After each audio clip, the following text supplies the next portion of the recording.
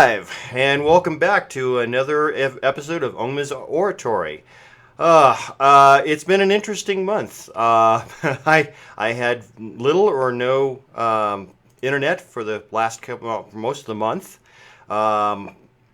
It has been, well, it's been interesting to say the least. I did finally get my internet up and running. As you can tell, we are live streaming, and I can see myself on the monitor, so hopefully everything is going out and you're able to hear me. If you can't hear me, say something. In fact, I'm going to do this. I'm going to write in the chat real quick. This is, of course, it's about 30 seconds delayed, so I'm going to type in the chat, can you hear me? And we'll see how that works. And all right, so tonight's guest is an old friend of mine. Back in the days when, if you were with us last month, I dedicated the show to Winterhawk, who, good, people can hear me, that's great. So last month I dedicated the show to Winterhawk, who originally asked me to be a guest and then co-host a show that she was doing back in the days before they called it podcast. It was just internet radio. And so I did that for about 10 years, and she taught me a whole lot about how to do this. Well, one of the people who was on that show on a regular basis, in fact, every month, he recorded a piece for us called the Shaman's Brew, which is why you'll notice that underneath the video it says the Shaman's Brew. That was the name of the piece that he recorded for us every month. And so I've known Marcus for, I don't know, almost 15 or 20 years now. And he was one of the first people that I thought of when I started doing this. Hey, I need to get him on and talk about it because of several reasons. One, Marcus is a Toltec shaman. He studied under Dr. Carlos Castaneda, and if you've done any work with shamanism, you probably know that name. Carlos wrote, I don't know how many books on South American shamanism, and Marcus is a student of his, similar to, if you're familiar with Wicca, I guess Raymond Buckland was a student of Gerald Gardner. It's kind of a similar thing there. So let's see if we can go ahead and get this to cut across. And hey, Marcus, how you doing? So hopefully everybody can hear you this month.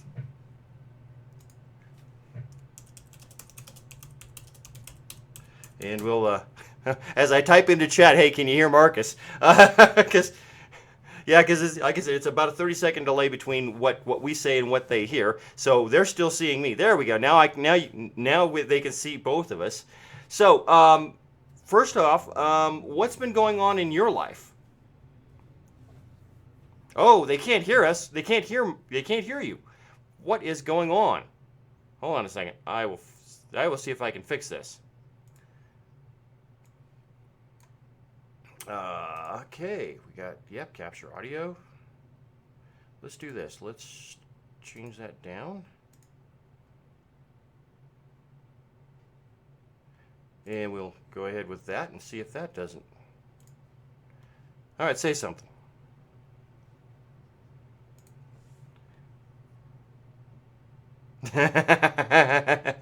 This is going to be a really, we can see him but can't hear a word of what he's saying. Okay, I hate when this happens. I wonder why that is.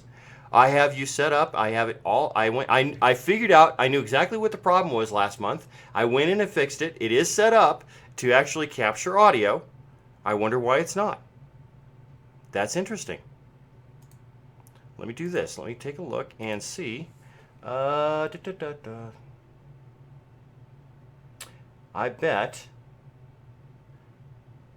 Let me check this. All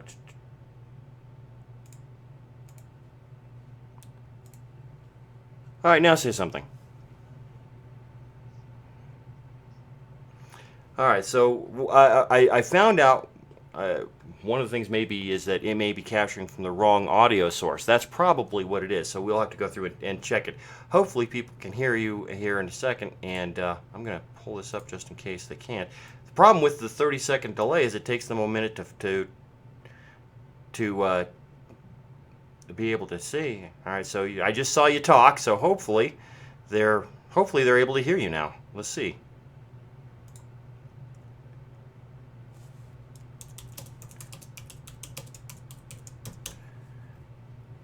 I have part of it is I've got a whole bunch of audio sources here that it could be. Only a couple of them really are what it would be. All right, they can't hear that, so let's see here. Let me go down here to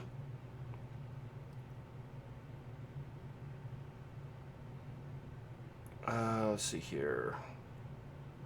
And of course, none of them say Skype.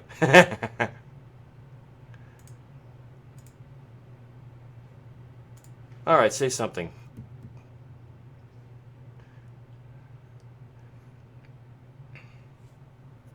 See, if I'd have been smart, I'd have tested this before we went live. Well, part of the problem with having my internet down is that I couldn't test because I couldn't get a signal out. This actually does use the full bandwidth of a cable modem on the upstream. So getting a signal out, couldn't do it until I got everything back up and running. And that, I don't see anything. I'm assuming that they're going to say something when they can hear it. So I'm going to go ahead and I'm going to, yeah. As I go through here and test everything here. Let's see here.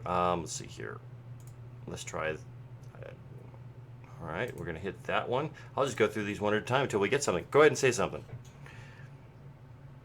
Yeah, and fortunately, I can actually watch the monitor and yeah, Karen. I'm actually going through trying to find out which one's the right one. I've got like about 6 or 8 possible sources, and one of them is the right one. It's just a matter of finding which one. Well, I wish I could. I wish I could bring them all on at once, but I can't. Let's see. There's that, and I'm guessing that they can't hear you yet. So we'll go ahead and try this. And all right, not yet. So that's part of the problem is that we've got this delay going on, and so I've already set the next one, but it'll be 30 or 40 seconds before we get anything from them.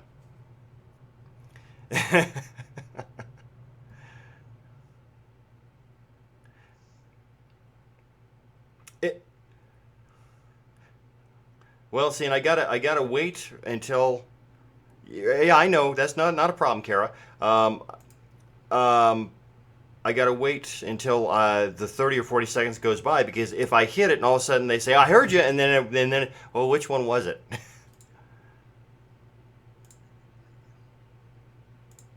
If you yell into the microphone, I don't know about that. All right, so I don't think. Okay, so I one of the things that might help is I can see. Go ahead and say something.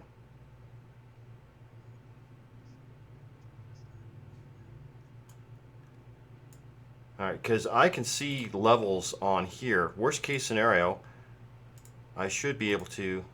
Go ahead and say something else. Well.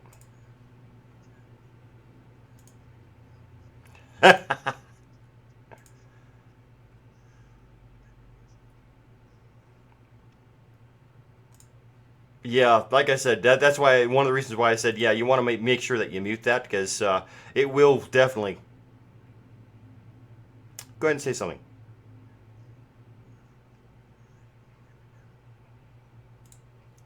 This is going to be really frustrating if all of a sudden I can't get any of the audio to work. One more time. There. That's weird. One more time.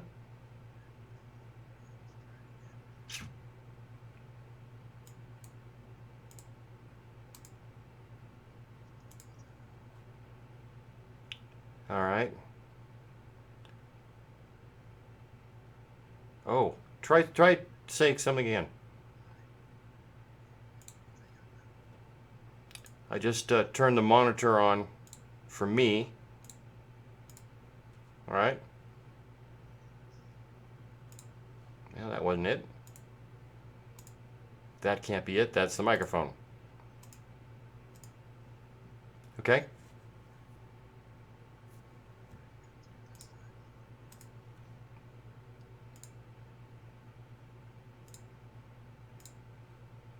All right, one more time. Yeah, this is really frustrating. Okay. Yeah, Phoenix, I can hear him fine.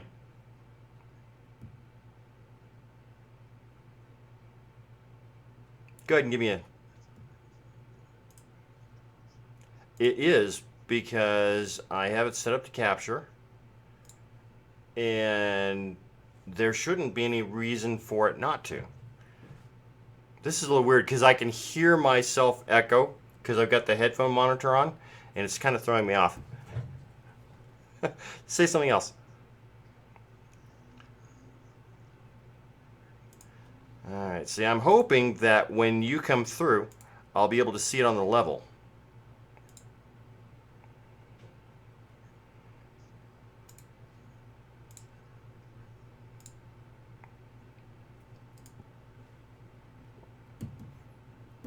See, I can actually see a level when I hit the desktop, but I'm not seeing anything for you.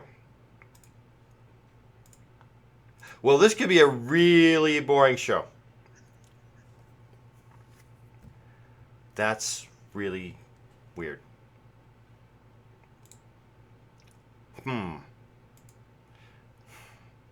That's frustrating. That's really frustrating.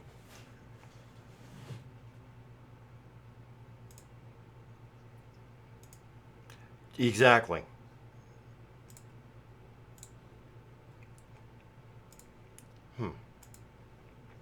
Well, okay. That's just really weird. I don't know why that wouldn't. I don't know why that wouldn't work. Yeah. I have run through all the options. Let me check something in here. Not that I think it'll give me anything because it's working fine. That's just really, really weird. So we have another hour of me talking.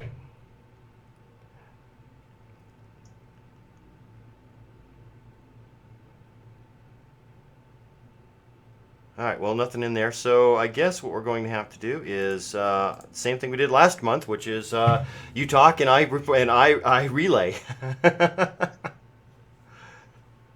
On the plus side, I got a really good picture of you.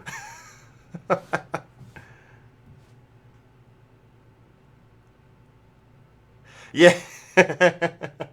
Apparently, we have at least one person from last month who was on. She's saying, "Yeah, well, you could relay what he says." Yeah, I'm afraid I'm going to have to. I don't know what's going on with this. That kind of sucks. Well, see, because I had this whole thing set up so that I could, I could go between us, so that if you had something to say, I could go straight to you, and no problem, and yeah, absolutely. That was the whole idea, was to have an interview so that we could talk back and forth, and it would be almost professional. Un- uh, Unfortunately, that ain't gonna happen.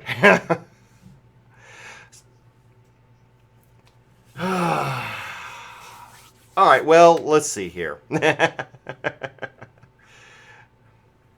uh, this is frustrating.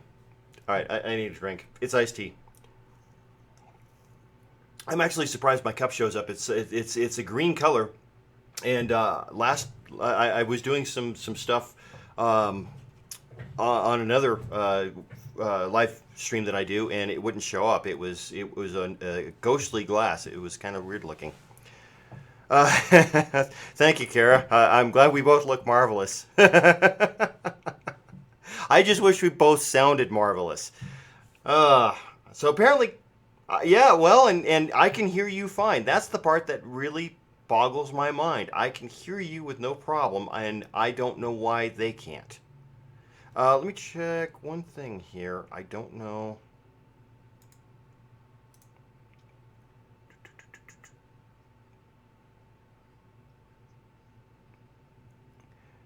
No, but let me check one thing here, just in case. Try saying something there. Well, that's not it. I was hoping that what it might be is that, yeah, that's set correctly. And,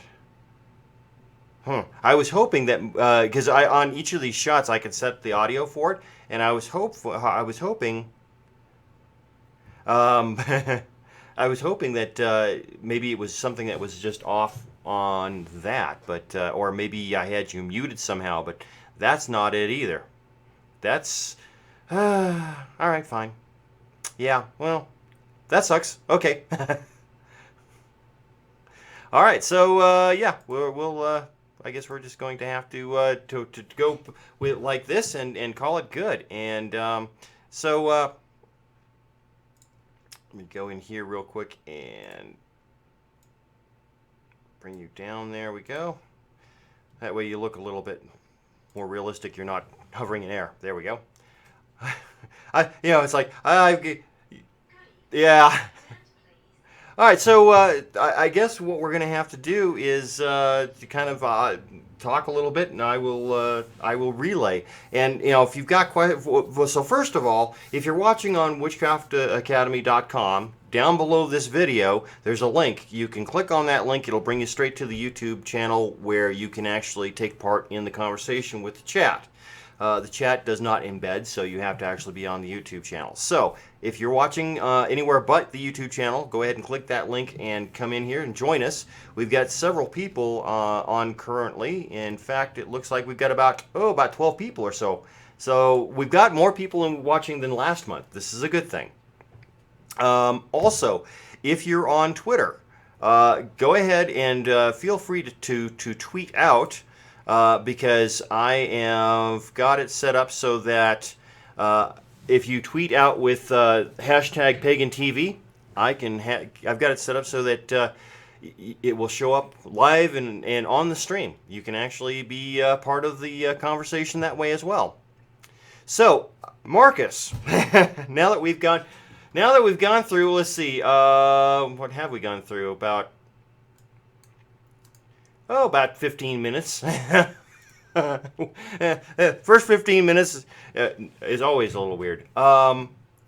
So tell us what it is you've been doing lately.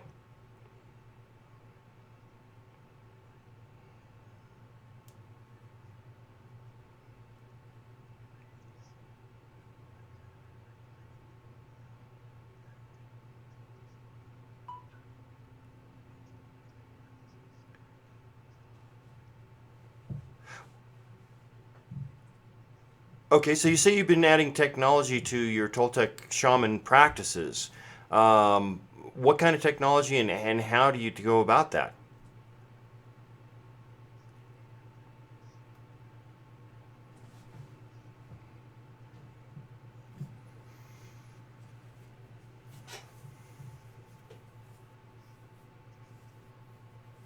Yes, perception and awareness is a key to, I think, any kind of paganistic path.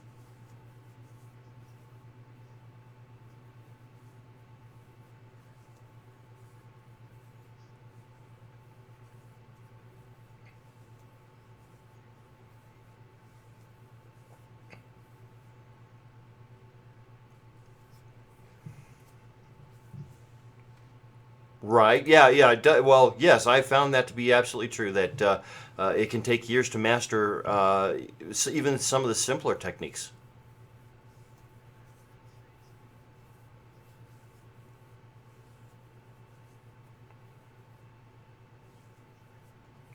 Right. Right. So yes, the idea is to put your mind into a specific state of awareness, an enhanced state.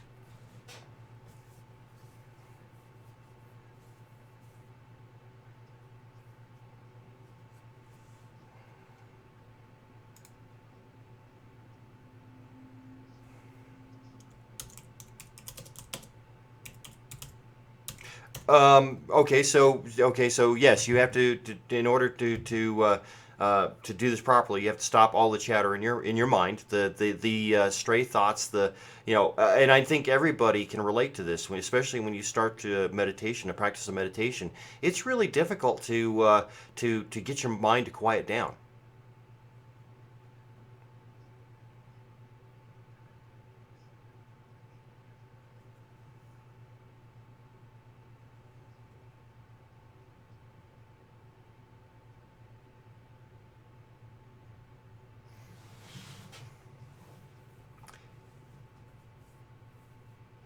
Well, and that's an interesting, yeah, that's an interesting name, the not doings, and that's now if I understand you correctly, the not doings is the stuff that is going through your mind while you're trying to shut everything down. That the stray thoughts that things from the day or things that you want to make sure and remember tomorrow that you really aren't wanting to have happen right now.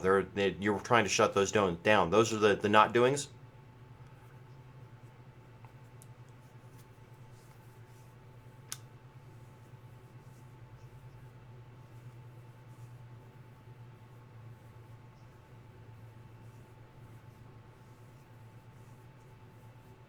Okay. So the not doings is the actual technique to get the chatter out of your mind. Okay. Okay.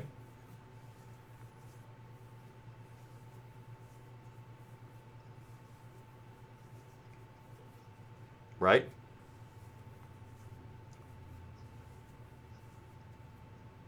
Right. And so yeah. Well, and I think most pagan paths are an oral tradition, or at least started out as such.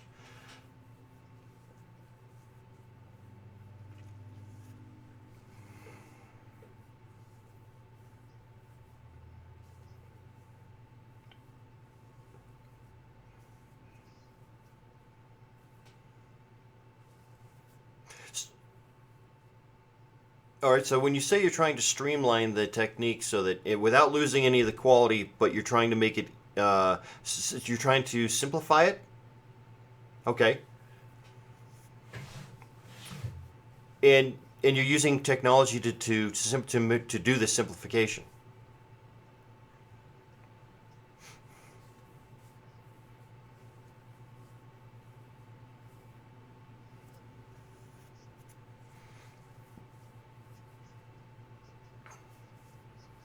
All right, all right. So the Monroe Institute is the place you work for. It's a paranormal research group.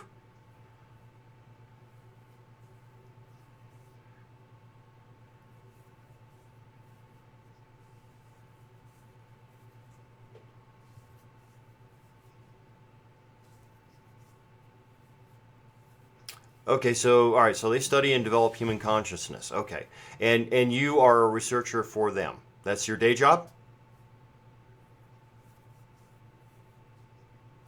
Okay, okay, private researcher for the professional division. Okay, and so you, along with them, with their help, have started developing this technology to simplify the what did you call it, the not doings.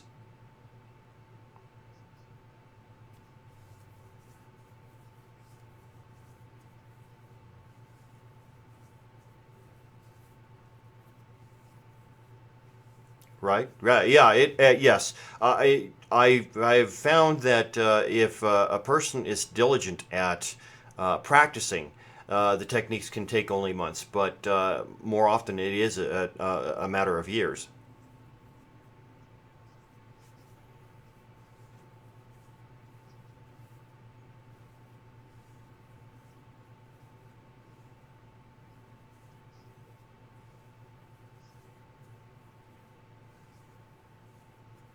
Really. All right. So this technology is called Cygenesis, and okay, and so it allows you to master what might take an adept a year or two.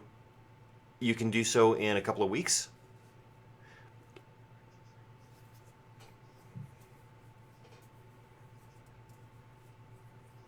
Sure. Sure. Sure. So yeah, you don't want to stop once you get going because like any other skill, you get rusty. It takes time to get back into it. So, all right. So, what might, since we're looking at a pagan audience, what kind of application might this have to your average pagan who is trying to learn techniques and ways to follow their path,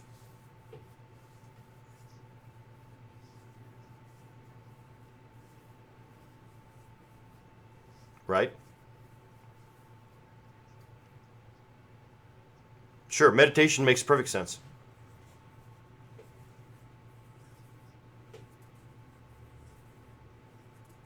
Right, right.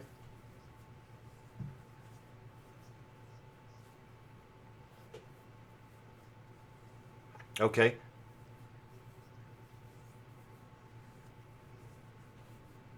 Right. Right. It's more of a tool to get you started. So it okay. So it trains your mind so that you can focus your intent more clearly, better focus, more of a laser point, maybe.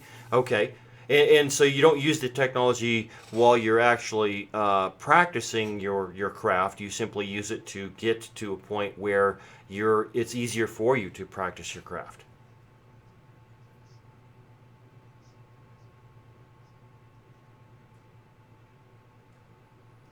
Mm-hmm.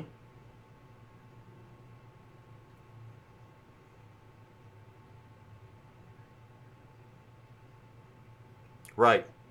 Well, and I was going to say, I see in chat where Phoenix is talking about how we're taught away from, this is all childish stuff. You can't do that. That's not real. Yeah.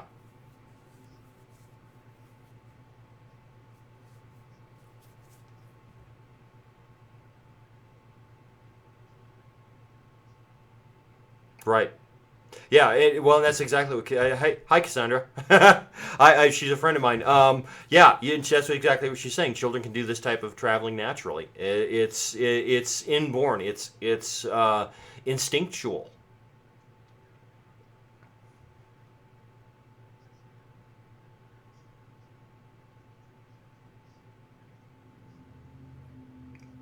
Right. Right.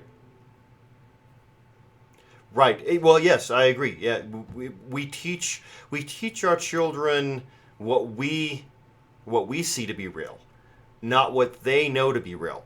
And we tell them to grow up, to stop being children, to behave like an adult, especially as they get older.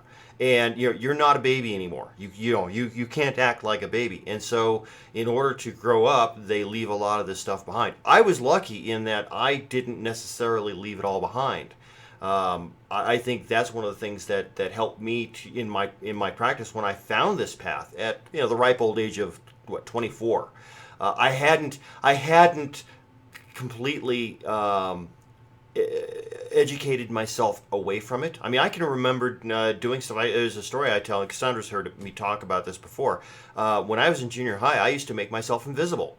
Now, that doesn't mean I turned invisible. What it means is that I was able to, through focusing my mind, I was able to distract others around me. The intended person or people, keep them from noticing me. And as long as I kept the litany in my mind, as long as I focused my intention, there was no way, unless I brought attention to myself, there was no way they would see me. They were busy focused on other things. I haven't done that, God, I don't know, 20, 30 years. I don't know that I could still do it. But, even as a teenager, I was able to do that because I had not allowed myself to grow up out of that whole, this isn't real stuff.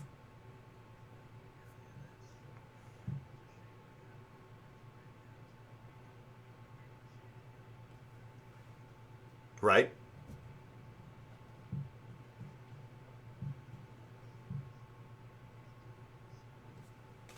Mm-hmm. The assembly point of awareness. Okay, that's a Toltec.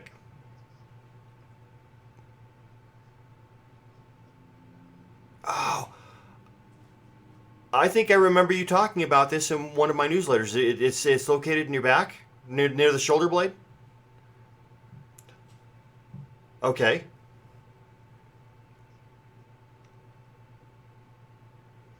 right.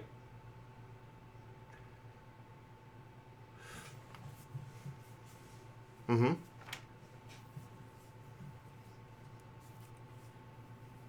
Okay. So let me catch everybody up on what you're saying. Yeah, I know. That's the problem. Is that I really wish you guys could hear this. This is fascinating. All right, so the energy around your body, your aura, if you will, is made up of tiny fibers about the size of heavy fishing line. If you really look closely, that's what you're telling me. Okay.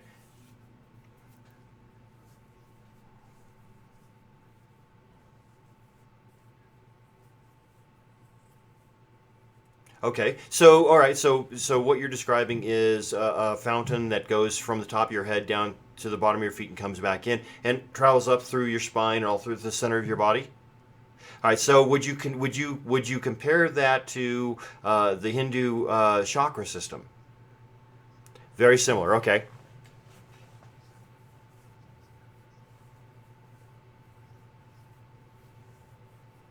Okay. I'm sorry.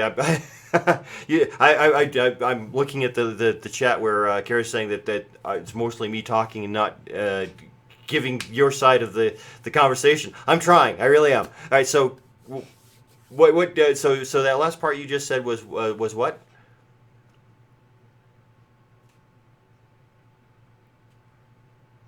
Yes. Okay, so say travel parallel through your body, but they intersect at the assemblage point.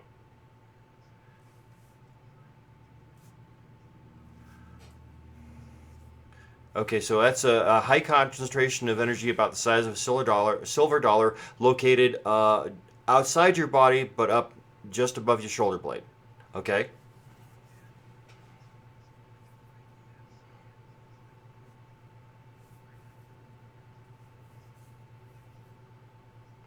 Okay, and I remember you talking about this. It works like a tuner. It allows you to. It determines what you're going to see. Okay.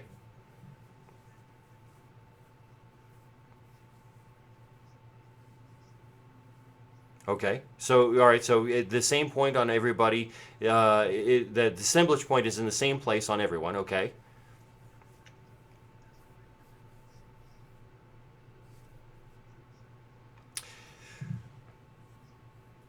Okay, so because everybody has the same assemblage point in the same place on their body, they all see the world in the same way. So when you see something like an apple or a phone, you see the same thing. Okay.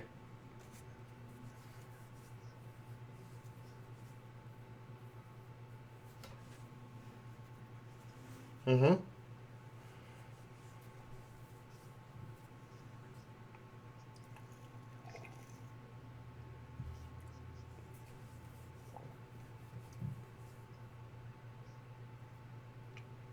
Okay, so the assemblage point vibrates in those who have psychic ability, or well, and all right. So would you say everybody has psychic ability? It's just that some are more able to tap into it.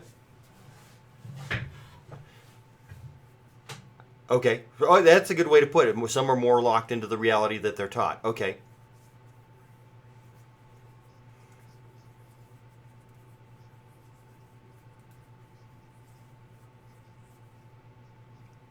Okay. So the whole point of these different techniques that we use within our spirituality is to shake loose the assemblage point, so that you can then retune it where you want it to go. What to see the reality you desire to see. Okay.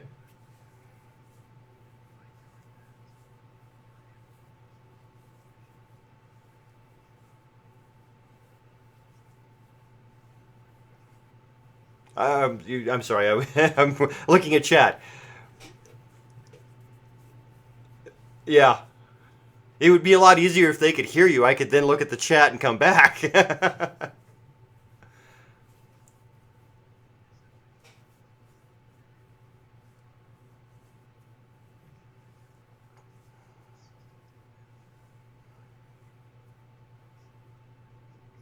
Okay, so if you can learn to move the assemblage point even as small as a 16th of an inch, you can perceive other realities.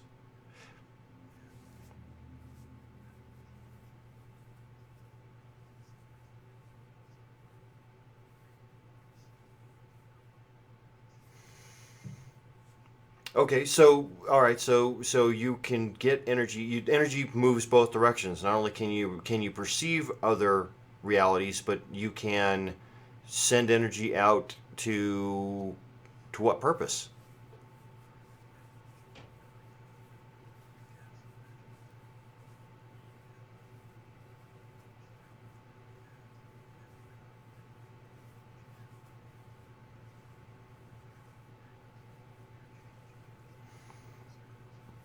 Okay, so all right, so every time you alter your consciousness, whether it's inside circle, add a drum circle, whether you're drumming, dancing, whatever it may be that you do that alters your awareness, you are moving that assemblage point.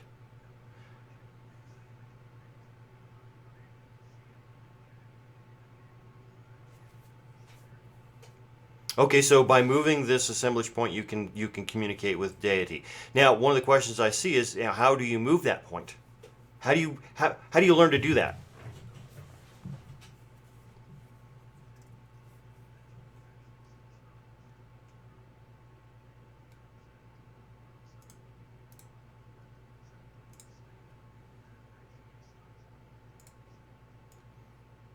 Okay, so by drumming, drumming is a way to do that.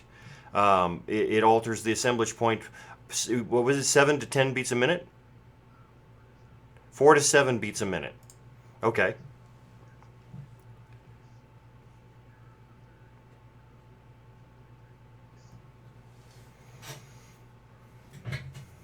Yeah, yeah, yeah.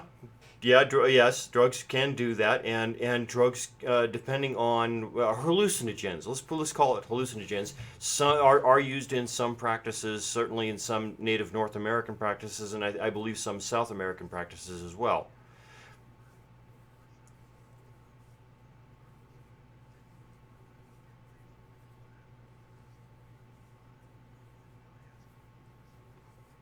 Okay, so you asked him about the whole idea of using drugs, and he wanted to get away from that.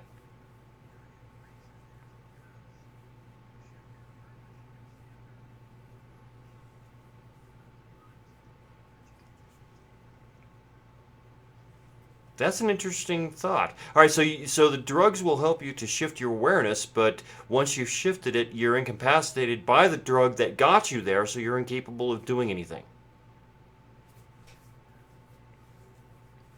A path with no power. Okay, that kind of makes sense.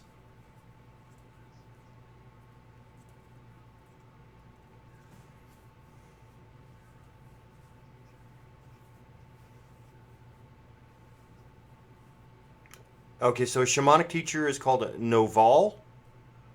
Nowal. Nowal. Okay,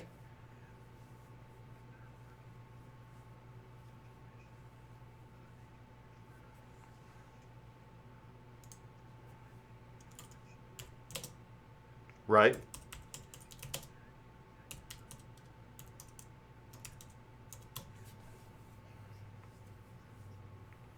Okay, so all right, so you learn how to focus the energy. What most people are aware of as chi in the Chinese and in the Asian, well, Chinese specifically is chi. Japanese would be ki. They people you can learn to manipulate that energy. Okay, okay.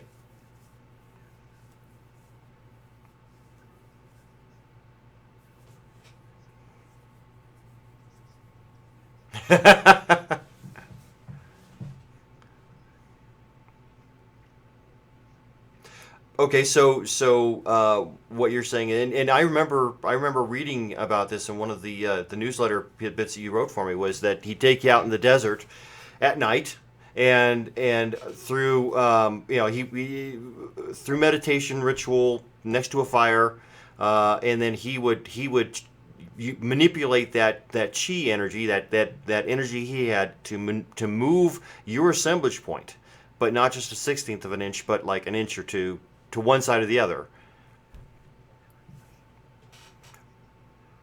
Right, right. So yeah, yeah. There's no actual physical contact because you're working with energy, but yeah, I can see that where if you are manipulating it uh, well enough, it could feel like a physical blow. Absolutely. He caused you to swallow your gum. That's well, and that was something else that I remember from those newsletter bits, was that he'd never tell you what he was going to do. He'd surprise you. Yeah, yeah. Which which actually is something I use a lot too. I think that a lot of times, especially because the way that we're taught in regular class, when we go through school, the teacher will teach by saying, "Here's this." They'll lecture. They'll give you the answers. And I think a lot of students kind of expect that when they come to study with someone who's going to teach them a spiritual path. They kind of expect that teacher to give them answers. And I don't do that. I go in and I'll say, okay, so we're going to work with energy. And for example, I'll create a ball of energy and I'll ask them, what color is this? And they're like, and they have to, then they realize, oh, I've got to figure this out. And a lot of it is simply because what color I perceive is not necessarily going to be the color that they perceive. And so, a lot of it is teaching them or showing them, guiding them into understanding that just because I see it this way doesn't mean that's what you're going to see.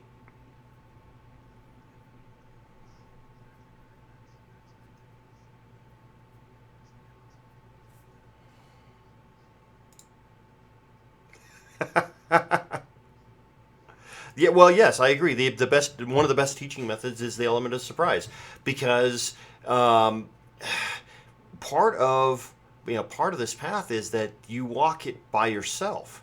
There isn't always going to be someone there to show you anything, so you have to be able to handle what comes at you and react in the way that you need to in order for whatever you want to happen to happen.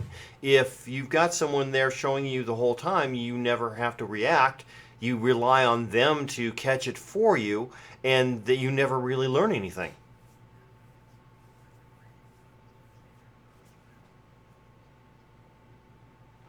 That's an interesting way to put it. Sort of like reading a book on how to swim and then having somebody throw you in the water. Yeah, yeah, yes. And I have to say that's kind of my thought on and understand. I have nothing against people reading books and learning from books, especially when they're reading and buying my books.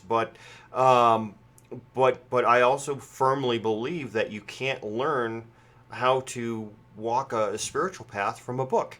It can give you some information. It can tell you about techniques that you might try, but until you actually try those techniques and see if they work for yourself, and hopefully find out that they do, until you have actually done something, you really can't learn. You have to learn by doing. You have to be tossed in the water.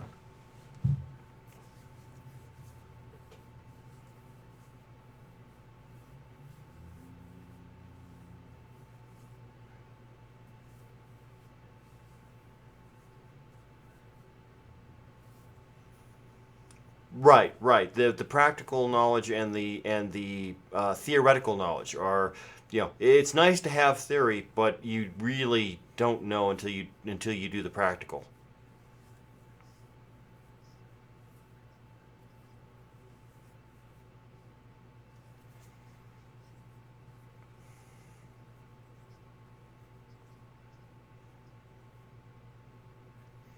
Okay, so the shamans would have a series of exercises that they would do that would help them to alter their awareness.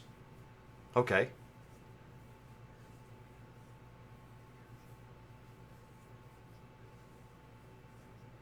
Mm-hmm.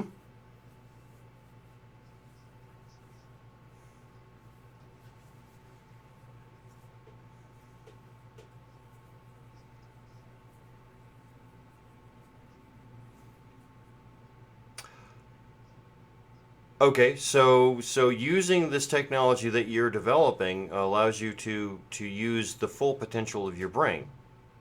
Okay.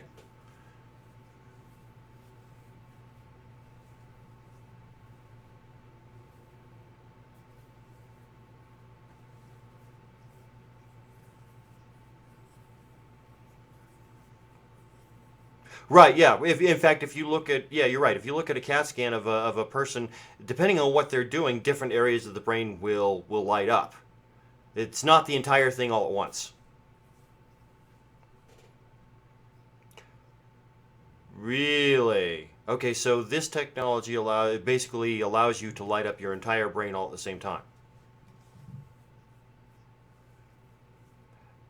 Okay, so it's all okay. So it's not just that you're lighting up the entire brain, but it's all at the same frequency.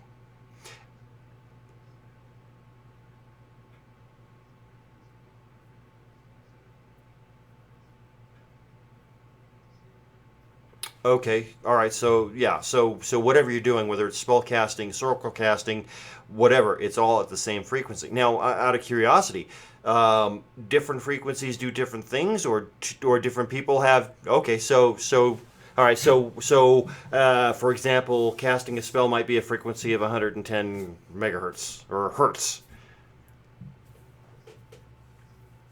Yeah. As I said, megahertz is like no, that's way too fast. But hertz, yeah, right. So right, yeah.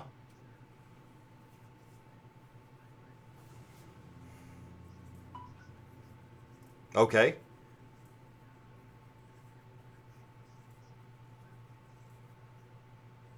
Okay, as I'm reading the chat here, if I understand correctly, what you're saying is that normally your brain, different areas vibrate at different frequencies, and so this technology allows you to bring the entire brain into one frequency, so that you've got that entire potential to send out with your intent. And so about 7 hertz is I'm sorry, 7 hertz was for what now? Deep meditation. Okay.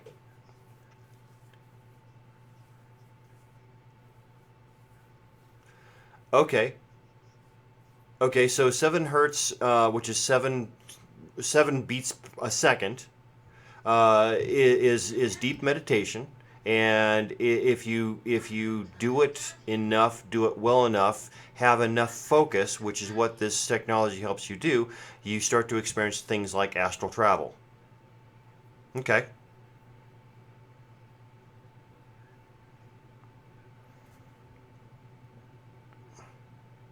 That makes sense. Yeah, sure. Magic is a form of yeah. Magic is a form of transcendence, transcendence, and so yeah, it makes perfect sense that it would work better at the on the higher planes.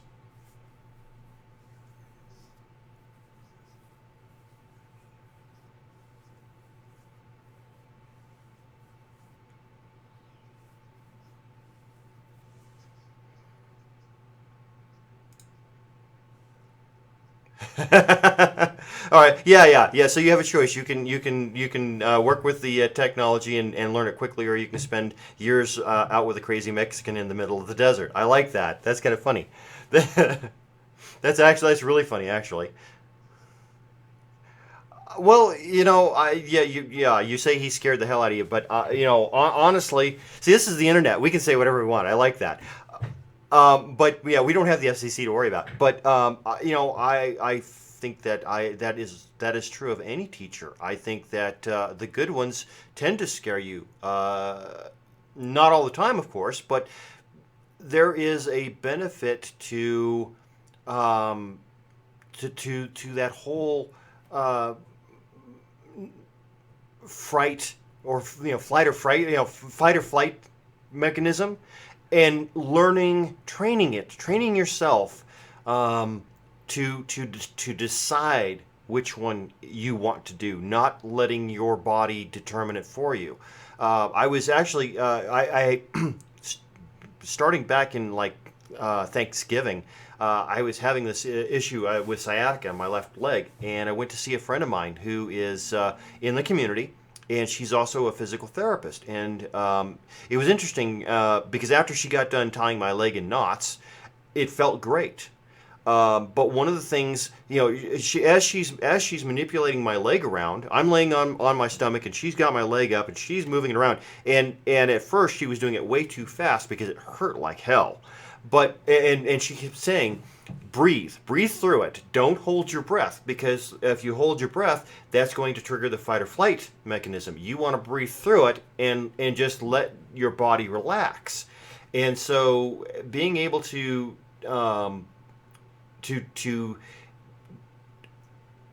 mentally decide that you want to fight or flight or sit back and observe is an advantage, especially when you're dealing with the unknown, because the unknown, until you go out and discover it, you don't know whether it's going to be benevolent or malevolent. And if your first instinct is to run, you may never find out.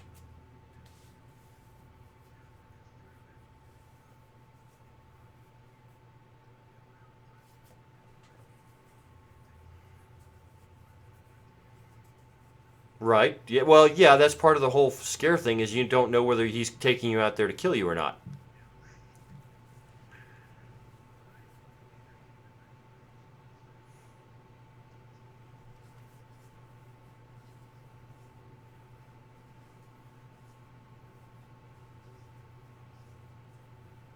Right. Well, yeah, he knew what he was planning to do, and the fear is absolutely a necessary component. There are times when it is required. Yeah. So Phoenix is asking about how does this work within the lower realms, and I'm not sure what Phoenix means by lower realms.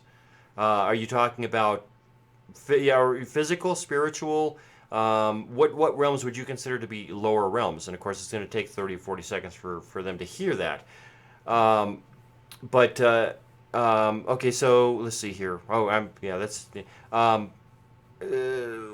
yes, yes. You're right, Lynette. When you wake from a distant mental state, you're not really controlling it, and part of the technique is to learn how to control that.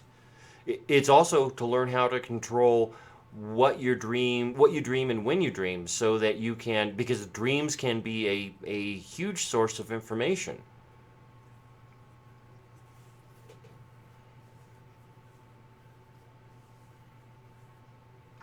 That doesn't surprise me. Toltec shamanism. What he just said was that there's a whole huge area that deals with nothing but dreams, and that makes a whole lot of sense, because while modern people tend to discount dreams, oh, it was just a dream. Um, those of us who've been around for a little while, we start to recognize that there are at least two basic types of dreams. One is your mind is trying to tell you something. There's something on your mind. You need to work on it. You need to pay attention to it. And then there's the other, which is the clairvoyant dream, the one that's going to uh, show you the future or the past or possible futures. Okay, so Phoenix is saying he's talking about he or she is talking about spiritual. I practice the Celtic traveling. For us, there are three realms to travel within: the upper, the lower, and the middle. So, okay, and I can kind of wrap my mind around that. I think I understand the middle plane, the middle realm being this reality, the upper being the gods realm, the lower being, I'm not sure. And again, it's going to take 30, 40 seconds for them to hear that.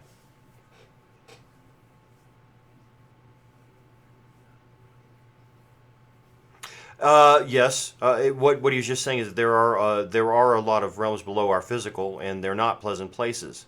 And Phoenix is a she. Thank you.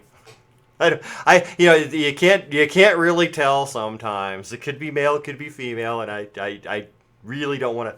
Anyway, let's see. Cassandra's saying that she's has been able to travel, had been able to control or be present when traveling. However, she's had problems getting back easily sometimes.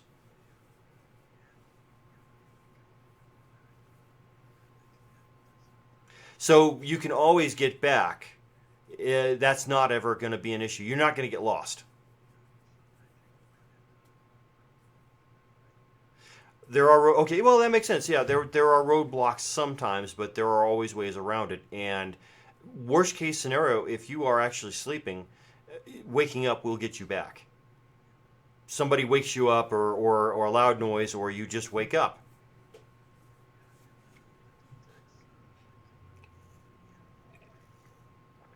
Okay, so the Toltecs call it being in dreaming.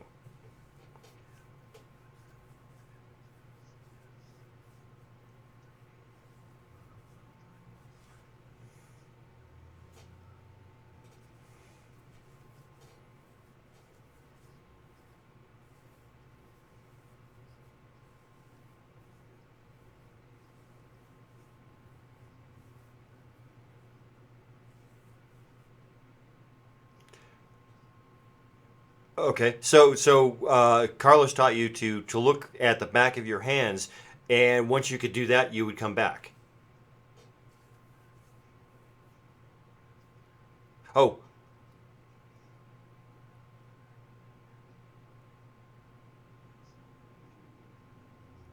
oh, okay, okay. So, all right. So he taught you to look at the back of your hands as a trigger to realize that you are in a dream, and therefore you have full consciousness within the dream. You can now. Oh, yes, it's now a lucid dream because you're aware that you're dreaming, and therefore you can control it if you want, or you can let it take you where it will to see what it's going to reveal to you.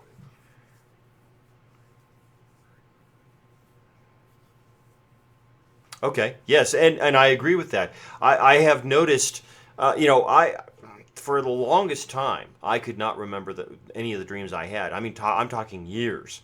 All through my 20s and into my 30s. It wasn't until I think I got into my mid 40s I started to have dreams that I could remember. And one of the things I've noticed is that um, have a dream that seems I won't know it's a dream, but for some reason, something inside my mind decides to test to see if this is a dream. And what I've realized is that if I can lift off the ground, if I can float or fly, I know it's a dream. And once I know it's a dream, okay, now I can do whatever I want. And oddly enough, I've trained myself to do that fairly frequently. Anytime I'm in a situation that just seems surreal, I will try and float. So if you're local in Denver and you know me and you start seeing me doing weird things out in public, I'm just testing to see if this is a dream. Can I float? Can I float? No, I can't float. So this isn't a dream. This is real. This is not a nightmare. Well, it is a nightmare, but it's not a dream.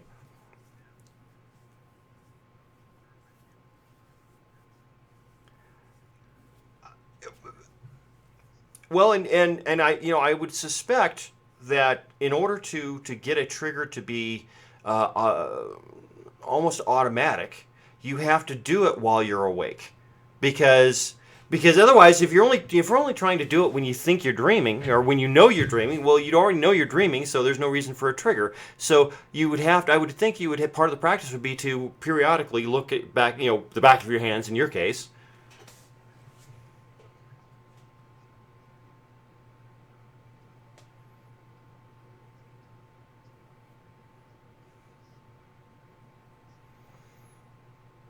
Oh, that makes sense. Sorry, so the reason that you were taught to look for the back of your hands is that you don't normally see the back of your hands in a dream.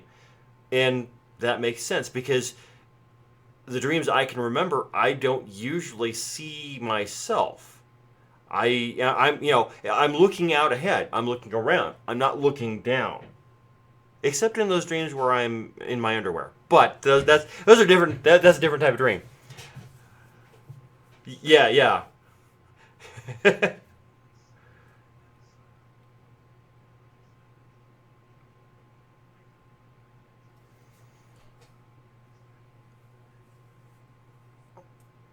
Okay, so yeah, you're right. Yeah, that makes sense. Once you can wake up, as so to speak, inside your dream, now you're able to start looking at doing other things.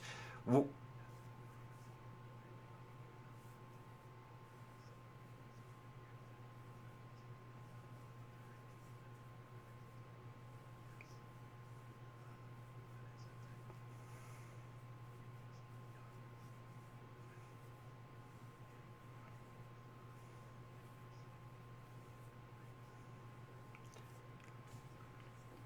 Okay, one of the things the Monroe Institute has developed is called hemisync.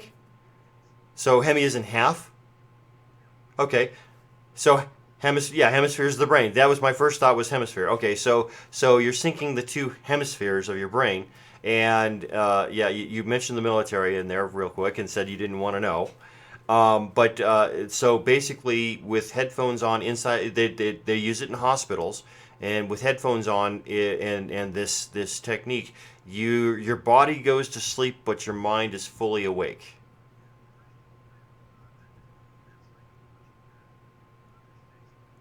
Yes, yes.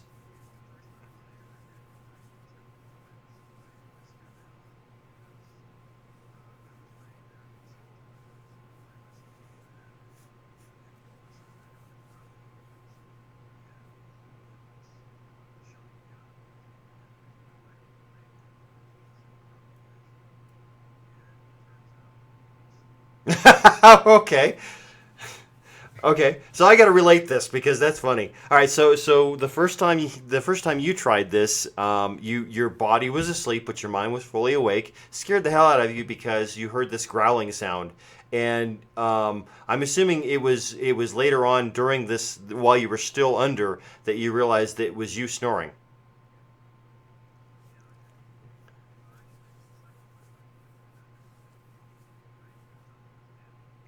Oh, so it scared you so much that it woke you up. Okay.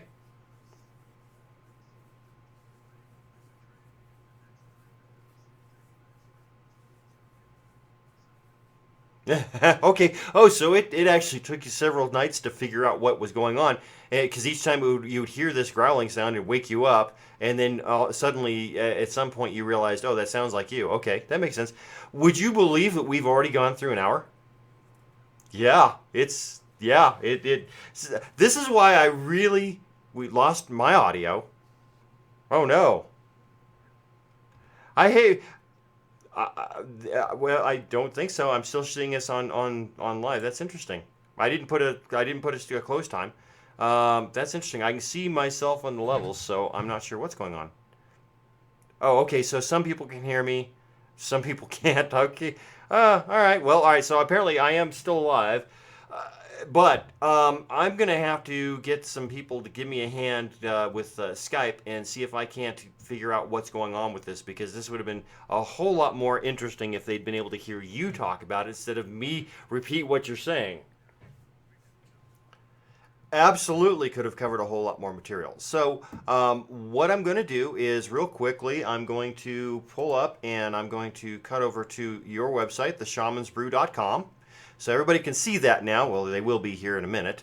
And that is theshamansbrew.com. I will see if I can't figure out a way to put up in the notes the URL to it so that they can go to it and see it. And then let's see, when we get you back here, there we go. Um, I am most definitely going to try and figure out what's going on with the sound thing, because this is just frustrating as hell. Once I can, once I get the sound up and running, like I said, unfortunately, because I had no internet for most of January, none to speak of anyway. There was no way to test it. So, yes, Cassandra, Marcus will be coming back. I'm not sure when, but he will most definitely be coming back, because this is a very interesting. One, you're very interesting to talk to, but two, it's a very interesting topic, and I know that you have a whole lot of different things, both spiritual as well as scientific and paranormal, that you can talk on in an authoritative way. So you can fake it good. So we will definitely get you back on the show here in the near future. I'm gonna be doing a show with you here soon. We're gonna record it. Let me know when you're ready. The microphone works, if nothing else. So If you can hear me, you should be able to. Well, I should. Yeah, I shouldn't say that. I can hear you, and I still can't broadcast. But we'll get this up and running and get it working properly. We're still on the shakedown cruise part of this now, but we will get this back up and running and working properly. Even if I have to email the company and say, "Hey, what the hell's going on?" And we will get you back on the air and have a proper show. Exactly. Well, that's kind of where I'm hoping is that it it becomes something people want to see because there isn't anything else like this out there. Absolutely. All right, so I'm going to go ahead and I'm going to sign off. And thank you so much, Marcus. It's been a pleasure talking to you. After all these years, I finally get to see you and talk to you face to face. We have, yeah, we've talked on the phone, I think, once, but usually it's through email, and yeah, this is the first time we've actually had a real discussion. So I look forward to having you back, and to everybody who's watching, I will get these kinks worked out, and you will be able to, by next month, I promise you, you will be able to hear my guest, whoever that might be. So I'm going to sign off, and we will talk to you guys later.